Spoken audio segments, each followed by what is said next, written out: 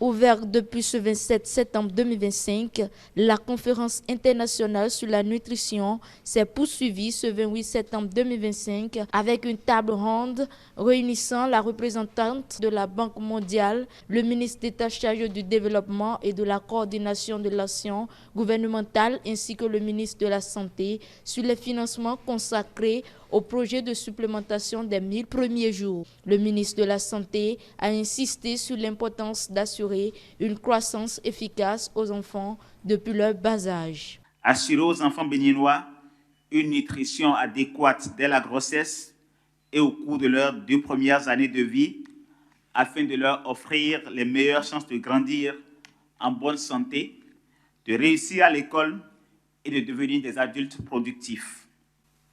C'est pourquoi, au-delà d'un simple projet de santé publique, la supplémentation nutritionnelle est une priorité nationale et un enjeu de développement socio-économique.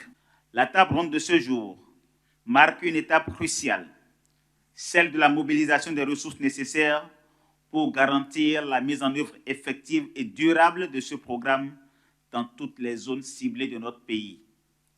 La représentante de la Banque mondiale a réaffirmé l'engagement de son institution à soutenir le Bénin, aussi bien sur le plan financier que technique, pour garantir la réussite et la durabilité du projet. L'ambition de la Banque mondiale est de soutenir le Bénin au travers d'une approche de long terme pour renforcer et atteindre la couverture des services de nutrition, améliorer la qualité des interventions multisectorielles et soutenir l'innovation.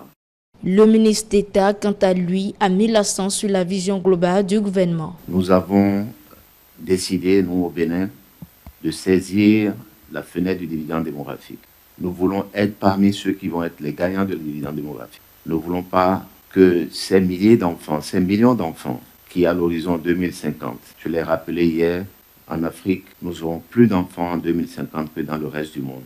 Mais si nous réglons tous ces problèmes, il est évident que l'Afrique sera certainement maîtresse de son propre destin. Au thème de cette table ronde, le message est clair. Au-delà des annonces, c'est la convergence d'actions entre gouvernement et partenaires qui fera la différence pour bâtir un avenir plus sain et plus équitable.